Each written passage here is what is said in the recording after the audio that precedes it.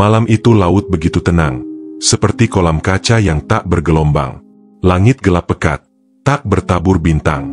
Arka, seorang nelayan muda dari pesisir Anyer, baru saja menebar jaring terakhirnya di perairan yang sunyi.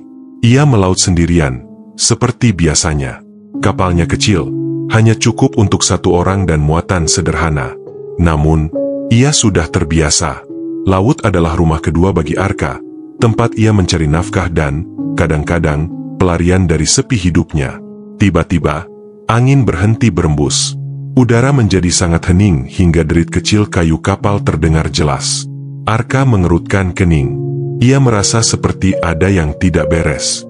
Dalam keheningan itu, air laut mulai beriak dengan arah yang aneh. Pusaran kecil muncul di sekitar jaring yang baru ditebar. Arka memegang tali jaring dan mencoba menariknya, tapi terasa seperti ditarik dari bawah. "Apaan ini?" gumamnya. Ia mencoba menarik lebih kuat. Tiba-tiba, arus yang sangat kuat menyeret kapalnya ke arah pusaran. Perahu kecilnya miring tajam. Arka kehilangan keseimbangan dan tercebur ke laut. Air laut di malam hari selalu dingin, tapi malam itu terasa seperti menyentuh es. Arka berusaha berenang ke arah perahunya, tapi tubuhnya malah ditarik ke bawah. Dalam kepanikan, ia membuka mata. Di bawah laut, sekitar 12 meter di dasar, ia melihat sesuatu yang tak mungkin. Bangkai kapal tua tergeletak diam di dasar laut. Kapal itu berbeda dari kapal nelayan biasa. Badannya terbuat dari kayu hitam mengilap, dan ada patung wanita tanpa wajah terpancang di ujung haluannya. Jantung Arka berdegup kencang. Ia nyaris kehabisan napas dan berenang secepat mungkin ke permukaan.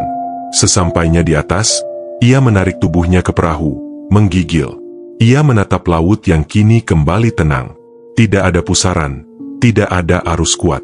Seakan kejadian tadi hanya mimpi. Tapi malam itu menjadi awal dari semua keganjilan.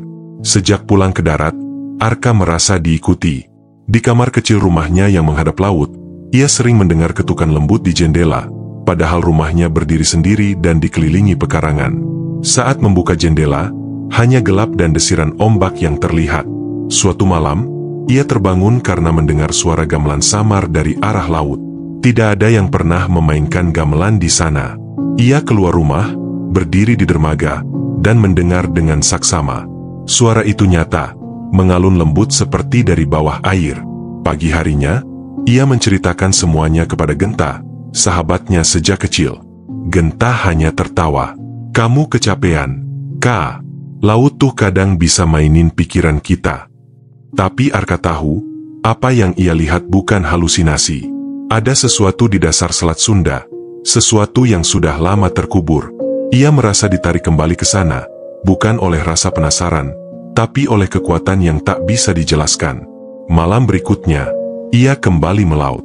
Kali ini ia membawa kamera bawah air dan senter tahan air. Ia menyelam ke tempat yang sama. Dan sekali lagi, bangkai kapal itu ada di sana. Tak berubah, tapi kini lebih jelas. Di bagian tengah kapal, ada pintu kayu tua dengan segel kain yang terlilit seperti simpul. Di kain itu tergurat simbol-simbol kuno yang tak ia kenali. Ia tidak berani menyentuhnya. Tapi ia tahu, ini bukan bangkai kapal biasa. Ini adalah makam, penjara, atau mungkin keduanya. Saat ia naik ke permukaan, sinar bulan menampakkan sesuatu yang membuatnya membeku.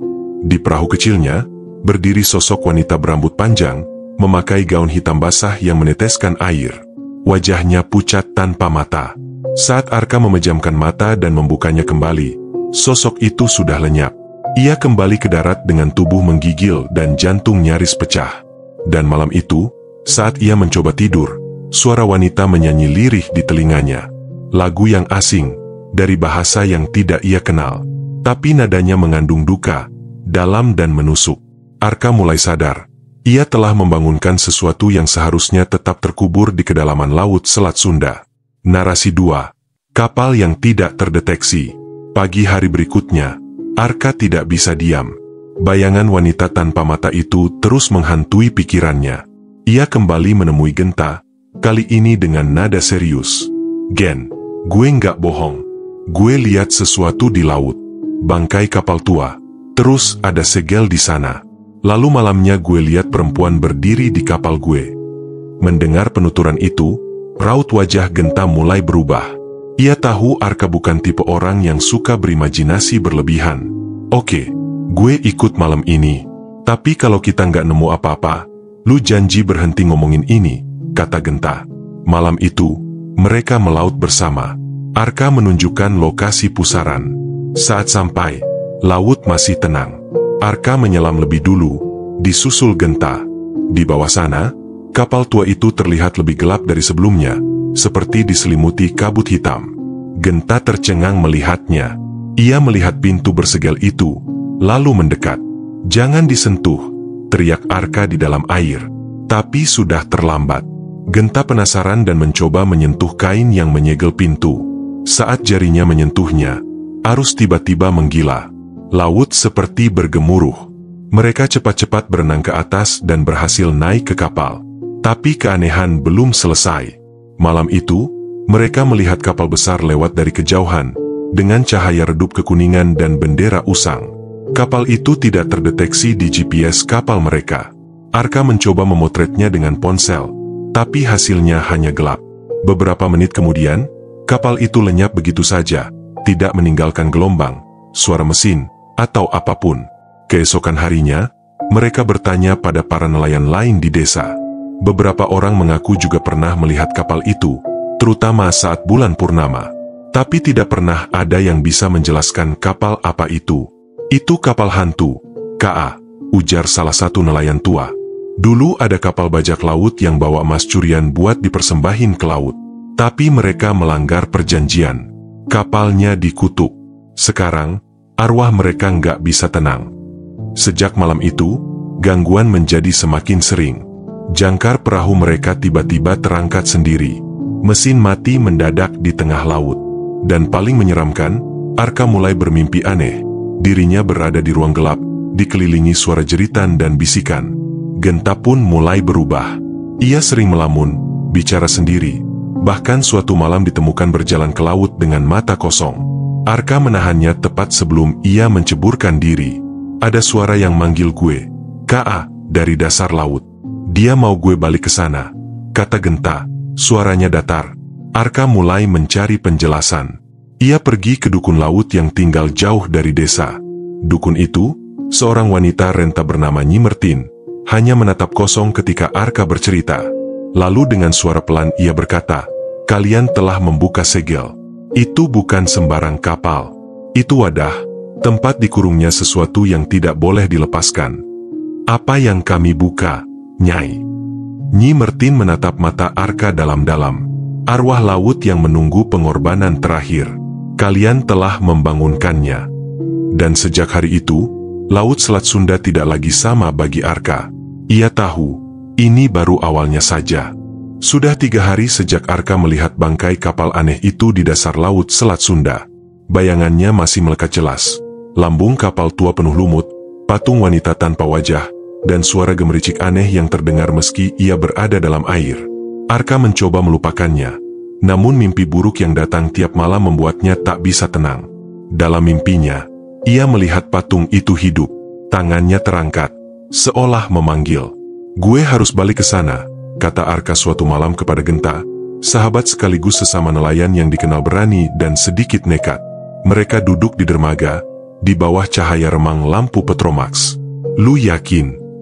Genta mengernyit. Kata nelayan tua di sini, perairan itu pantangan. Banyak yang hilang. Nggak balik. Justru itu. Gue harus tahu. Gue ngerasa kayak ada yang manggil. Genta menghela napas, lalu mengangguk pelan.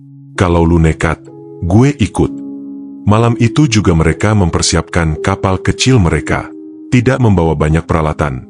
Hanya peralatan selam sederhana dan senter bawah air. Mereka menyusuri jalur yang Arka ingat, mengikuti arus laut malam. Laut terlihat tenang, tapi suasananya aneh. Langit gelap tanpa bintang, dan angin yang biasanya sejuk kini terasa hangat seperti embusan napas. Setelah 2 jam, mereka tiba di lokasi yang diingat Arka. Di bawah cahaya bulan, permukaan laut terlihat tenang. Namun saat mereka menyelam, suhu air turun drastis. Kabut tipis memenuhi pandangan. Seperti sebelumnya, kapal tua itu muncul perlahan di balik kabut air, seakan sedang menunggu. Patung wanita tanpa wajah itu masih di sana, menjulang dari buritan. Kali ini, ada sesuatu yang baru.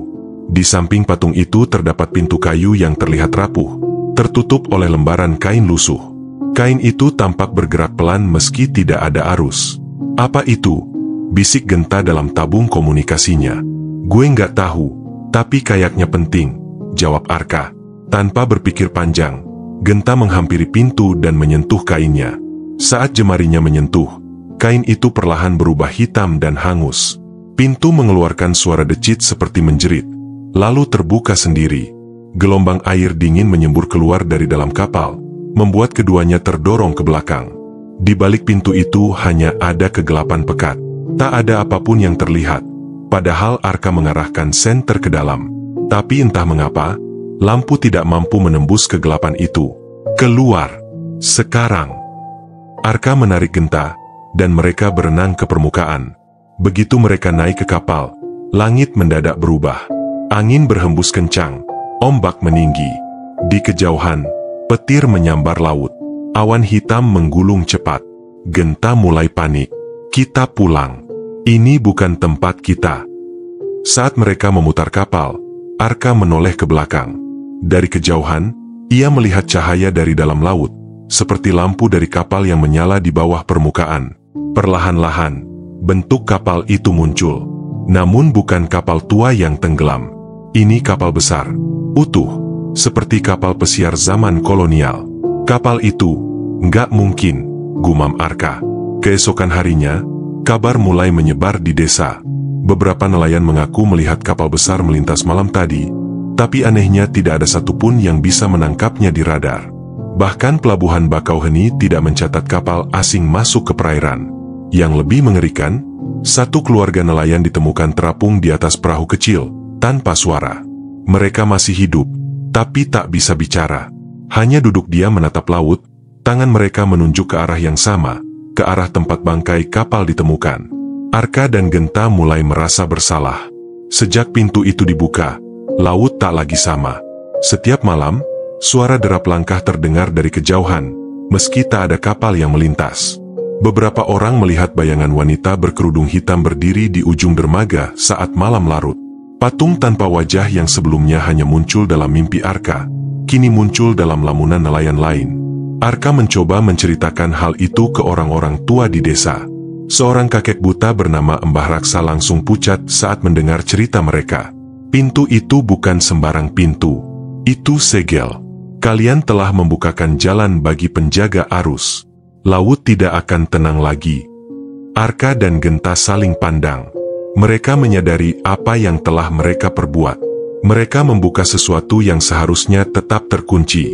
Dan kapal itu, kapal yang tidak terdeteksi radar, yang hanya muncul di mata manusia, adalah pertanda bahwa laut kini memiliki tamu yang kembali dari masa lalu.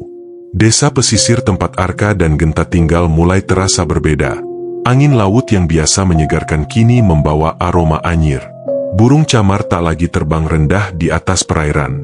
Lebih aneh lagi, setiap malam Jumat Kliwon, air laut tampak lebih gelap dari biasanya, seakan menyembunyikan sesuatu yang ingin keluar. Setelah kejadian membuka segel di bangkai kapal, suasana di desa semakin mencekam. Ikan-ikan menghilang dari perairan. Jaring para nelayan kosong.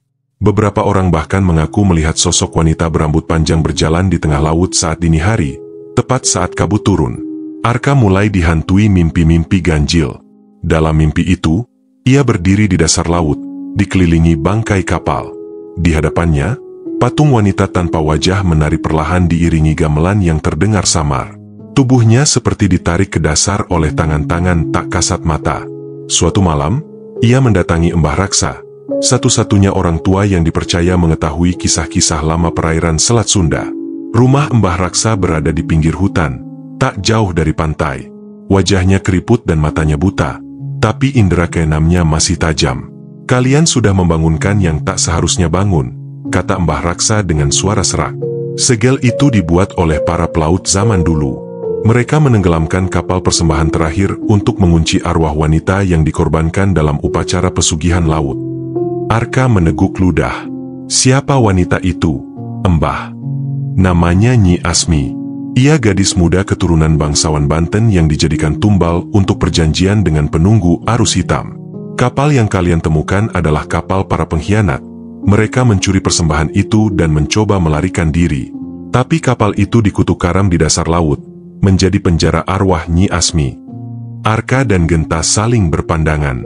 Jantung mereka berdebar kencang. Kalau segelnya dibuka, apa yang terjadi? Dia akan bebas. Tapi bukan seperti yang kalian pikirkan.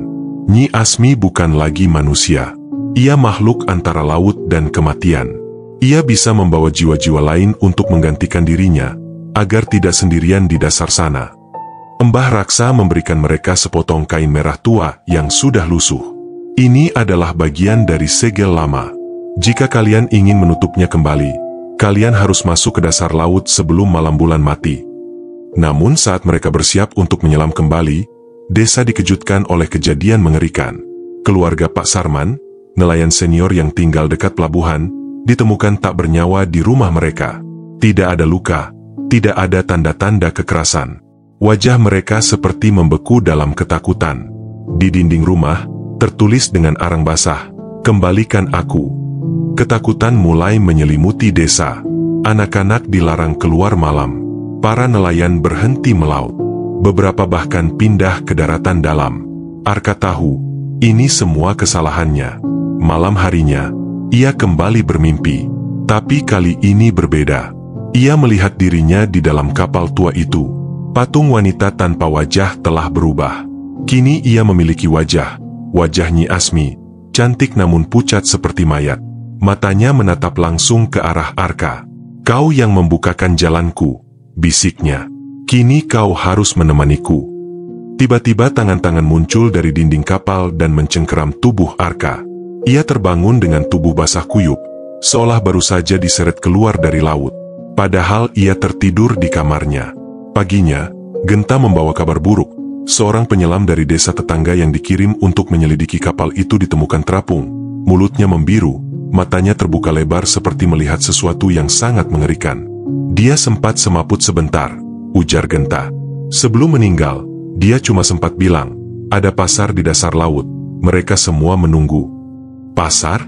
Kata itu terus bergema di kepala Arka. Ia tak mengerti maksudnya, tapi ia yakin itu ada hubungannya dengan kapal terkutuk itu. Dengan kain segel yang diberikan Mbah Raksa, Arka dan Genta memutuskan untuk melakukan penyelaman terakhir. Mereka tahu risikonya besar. Tapi jika mereka tidak mengakhiri kutukan ini, desa mereka akan habis. Mereka turun ke laut pada malam bulan sabit, ketika langit hanya menyisakan garis cahaya tipis.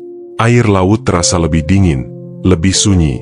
Tak ada ikan, tak ada suara, hanya suara detak jantung mereka sendiri. Saat mereka sampai ke kapal, semuanya tampak berbeda. Kapal itu kini seperti hidup. Lampu-lampu kuno menyala redup di jendela-jendelanya. Arka merasakan arus kuat menarik mereka ke dalam pintu yang sebelumnya mereka buka. Mereka masuk. Dan di dalamnya, bukan ruang kapal biasa. Mereka berada di sebuah lorong panjang, penuh cermin tua yang memantulkan wajah mereka dengan bentuk yang terdistorsi. Di ujung lorong, terdapat sebuah aula megah, seperti ruang resepsi zaman Belanda. Meja panjang, lilin-lilin menyala, dan sosok-sosok duduk di kursi. Tapi mereka semua diam, membeku dalam wujud manusia laut, berlumut, membiru, dan kosong. Dan di tengah ruangan itu, berdiri Nyi Asmi. "Kalian datang terlambat," katanya, senyum menghias bibirnya yang pucat. "Pasar akan segera dibuka." Tangan-tangan mulai muncul dari lantai. Musik gamelan yang selama ini hanya terdengar dalam mimpi, kini mengalun nyata. Arka dan Genta berdiri terpaku. Kutukan dari dasar laut telah bangkit. Dan mereka kini bagian darinya. Kapal itu bukan lagi sekadar bangkai tua. Ia kini menjadi gerbang ke dunia lain. Dunia yang tidak mengenal waktu, cahaya, atau kemanusiaan. Arka dan Genta berdiri di tengah ruangan megah yang tak seharusnya ada di dasar laut. Suasana beku. Gamelan berdenting seperti dari kejauhan. Namun gema suara logamnya terasa di dada mereka, menimbulkan sesak yang perlahan berubah menjadi rasa takut murni. Sosok-sosok yang duduk di kursi panjang aula itu mulai bergerak. Pelan, kepala mereka berputar menoleh ke Arka dan Genta. Mata mereka kosong, kulit mengelupas, rambut lepek menempel seperti sulur-sulur rumput laut. Seolah-olah mereka mengenali siapa yang telah membangunkan mereka. Lalu, dari tengah ruangan, lantai terbuka seperti pintu air. Arus kuat menyedot keduanya ke bawah. Tak ada waktu untuk melawan. Dalam hitungan detik, mereka kembali tenggelam. Tapi kali ini bukan ke laut biasa. Mereka jatuh ke tempat yang tidak bisa dijelaskan dengan akal sehat. Pasar Laut Tengah. Itu bukan pasar seperti di dunia nyata. Tempat itu seperti kota mati di dasar samudra, terapung dalam kekosongan hitam. Cahaya samar dari lentera-lentera mengambang memperlihatkan jalan-jalan sempit yang dipenuhi lapak-lapak aneh. Di tiap lapak berdiri makhluk-makhluk ganjil, beberapa menyerupai manusia, sebagian lagi menyerupai hewan laut, dan sisanya, bentuknya tak bisa dijelaskan. Ada yang menjual cangkang berisi suara tangisan. Ada yang menawarkan rambut manusia yang basah. Ada pula yang memanggil-manggil Arka dan Genta, menyodorkan botol berisi mata melayang, sambil berbisik, "Tukar, tukar, tukar jiwamu dengan lupa." "Jangan lihat mereka," seru Genta, yang menarik tangan Arka. Tapi Arka terpaku pada satu lapak. Lapak kecil tempat seorang wanita duduk tenang. Ia mengenakan kerudung hitam, dan di hadapannya ada sepiring sesaji, lukisan kuno, serta sebuah cermin pecah. "Itu dia, Nyi Asmi. Aku menunggumu," ujarnya. Suaranya pelan tapi terdengar jelas, seolah berbicara langsung ke pikiran mereka. Kami ingin memperbaiki kesalahan," ucap Arka. "Kami akan mengembalikan segel itu." Wajah Nyi Asmi menegang. Matanya memerah. Sudah terlambat. Segel bukan hanya pelindung. Ia adalah perjanjian. Kalian telah merusaknya. Sekarang aku bisa keluar, tapi aku masih butuh pengganti. "Pengganti?" bisik Genta. "Apa maksudnya?" Nyi Asmi tersenyum. "Seseorang harus tinggal di sini menggantikan aku. Pasar harus memiliki penjaga. Kalau tidak, semua yang kalian kenal akan tertarik ke sini. Satu-satunya jalan keluar adalah tukar." Arka mulai gemetar. "Kenapa kami? Kenapa kau tidak pergi begitu saja? Mereka yang membangunkan adalah mereka yang dipilih. Kalian membuka pintu. Sekarang kalian tak bisa menutupnya tanpa mengorbankan sesuatu." Tiba-tiba, dari balik lapak-lapak itu, bayangan-bayangan bergerak cepat. Suara tawa, tangisan, dan jeritan memenuhi udara. Makhluk-makhluk pasar mulai berkumpul, mengelilingi mereka. Mereka tidak bisa lari. Jalan keluar seakan hilang, hanya menyisakan lingkaran aneh di bawah kaki. Nyi Asmi berdiri. Kerudungnya jatuh, memperlihatkan wajah cantik yang membusuk di satu sisi. Ia menyodorkan tangan. "Salah satu dari kalian harus tetap tinggal. Siapa yang akan jadi penjaga?" Genta melangkah maju. "Ambil aku." "Genta, jangan!" Arka berteriak. "Lu punya keluarga, Kak. Lu punya hidup. Gue cuma orang bodoh yang ikut-ikutan. Biar gue yang tebus." Tapi Nyi Asmi menggeleng. "Bukan kamu yang kupanggil. Aku hanya menerima yang membuka pintu." Semua perhatian tertuju pada Arka. Waktu berhenti. Tiba-tiba, dari dalam kantong bajunya, kain segel dari Mbah Raksa terbakar. Api dingin melingkupi Arka. Ia tidak terbakar secara fisik, tapi seluruh tubuhnya terasa berat, seolah akan pecah. Dalam sekejap, Arka sadar. Ia tak bisa melawan. Tapi ia juga tak bisa membiarkan semuanya hilang. "Kalau begitu, aku ikut kau. Tapi dengan satu syarat. Biarkan desa kami tenang. Biarkan semua jiwa kembali." Nyi Asmi menatapnya lama, lalu mengangguk pelan. "1 jiwa untuk 1000. 1 kesadaran untuk ribuan ketenangan." Makhluk-makhluk pasar mundur. Jalan terbuka. Sebuah pelabuhan muncul di balik kabut, dan di atasnya, cahaya terang memancar. Genta mencoba menarik Arka, tapi Arka tersenyum. "Sampaikan ke ibu, gue minta maaf." Lalu ia melangkah ke pelabuhan, dan seketika tubuhnya menghilang dalam cahaya. Genta terbangun di tepi pantai Anyer. Tubuhnya terdampar bersama ombak. Tak ada luka, hanya sepotong kain segel terbakar di tangannya. Desa kembali tenang. Ikan-ikan muncul lagi. Tak ada lagi suara gamelan dari laut. Kapal hantu tidak terlihat lagi. Tapi semua orang tahu, sesuatu telah berubah.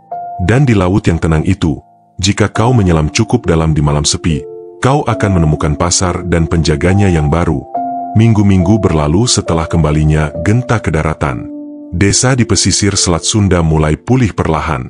Tak ada lagi kematian mendadak, tak ada lagi nelayan yang hilang, dan laut kembali ramah. Tapi semua tahu, ketenangan itu bukan hadiah, melainkan hasil dari pengorbanan seseorang yang tak kembali. Arka. Genta tak pernah benar-benar pulih. Setiap malam ia duduk di dermaga, menatap kosong ke laut, berharap melihat sosok sahabatnya muncul di antara kabut. Namun, hanya suara ombak yang menyambut. Ia mulai mencatat semua yang ia alami, membuat semacam jurnal untuk menjaga kenangan tentang Arka tetap hidup. Tapi pada halaman terakhir, ia menulis kalimat aneh, seolah bukan dirinya yang menulis. Aku belum mati. Aku hanya menjaga pintu. Awalnya Genta mengira itu hanya halusinasi. Namun makin lama, makin sering ia mendapat mimpi yang aneh. Dalam mimpinya, ia berada di sebuah pelabuhan kosong, diselimuti kabut. Di ujung dermaga, Arka berdiri, mengenakan jubah hitam panjang, wajahnya pucat, matanya hitam seperti malam tanpa bintang. Aku di sini, ucap Arka. Tapi aku tak bisa kembali. Gue bisa jemput lu. Kita bisa perbaiki semuanya. Seru Genta. Arka hanya tersenyum. Kalau kau masuk lagi, tak ada jalan keluar. Seseorang harus terus menjaga gerbang, atau pasar akan terbuka lagi. Genta terbangun dengan napas terengah. Tapi satu hal membuat bulu kuduknya berdiri. Di lantai kamarnya, tergeletak sebuah benda basah, kepingan cermin pecah, yang hanya bisa ditemukan di kapal kutukan itu. Hari demi hari, laut kembali terlihat berbeda. Beberapa nelayan melaporkan kejadian aneh. Mereka melihat cahaya lampu dari dalam laut saat malam bulan mati. Ada yang mengaku mendengar alunan gamelan dari bawah air. Bahkan, seorang anak kecil sempat berkata bahwa ia melihat Paman Arka melambai dari tengah laut saat ia bermain pasir di tepi pantai. Genta tahu, tugas Arka belum selesai. Pasar belum benar-benar tertutup. Ia pun mendatangi Embah Raksa untuk terakhir kalinya. Kenapa pasar itu tidak lenyap setelah Arka jadi penjaganya? Tanyanya. Embah Raksa termenung lama. Karena pasar itu bukan tempat. Ia adalah bagian dari keseimbangan. Ia menampung jiwa-jiwa yang hilang di laut, mereka yang tidak diterima di bumi maupun langit. Penjaga hanya bisa menjaga pintunya tetap tertutup. Tapi arwah yang tertarik ke sana akan tetap ada. Dan mereka akan selalu memanggil. Maka Arka tidak akan pernah bebas. Embah Raksa menunduk.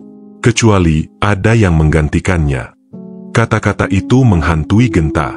Dalam beberapa malam berikutnya, ia mulai mendengar suara Arka lagi. Kali ini bukan dalam mimpi, melainkan di dermaga. Suara itu hanya terdengar saat kabut turun dan laut benar-benar sunyi. Seseorang harus mengambil tempatku. Lalu suara gamelan terdengar perlahan, seolah datang dari dasar laut. Suatu malam, Genta membuat keputusan. Ia tahu ini gila, tapi rasa bersalahnya terlalu dalam. Ia merasa tak adil membiarkan Arka sendirian di dunia antah berantah, menanggung beban yang tak seharusnya ia pikul sendirian. Ia mengambil perahu kecil dan mendayung ke tengah laut. Angin malam membawa kabut, ombak tenang.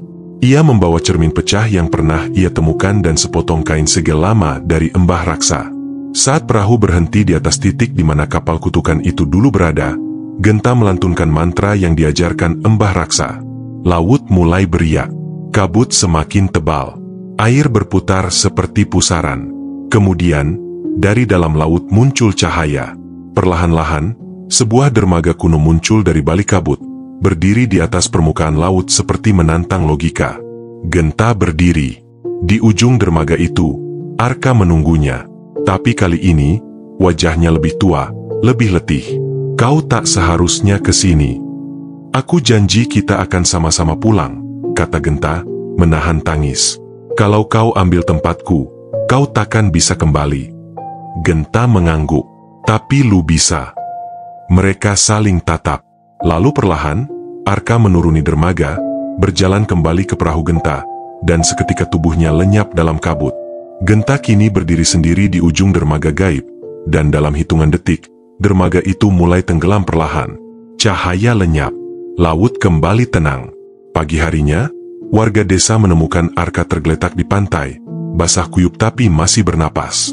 Ia tak mengingat banyak, hanya potongan-potongan kabur tentang kabut, pasar, dan sosok bersayap yang membawa cermin. Ia mencari Genta, tapi Genta tak pernah ditemukan. Beberapa minggu kemudian, sebuah perahu tua terdampar di dermaga. Di dalamnya hanya ada satu benda, sebuah patung kecil dari kayu, berbentuk lelaki berdiri di tengah kabut, dengan mata hitam kosong. Dan sejak saat itu, orang-orang tahu, penjaga pasar telah berganti. Arka kembali, tapi takkan pernah sama. Dan di Laut Selat Sunda, jika kau berlayar terlalu jauh saat malam bulan mati, kadang kau bisa melihat dermaga muncul dari kabut, dan gamelan yang bermain lembut seakan memanggilmu untuk masuk ke pasar laut tengah.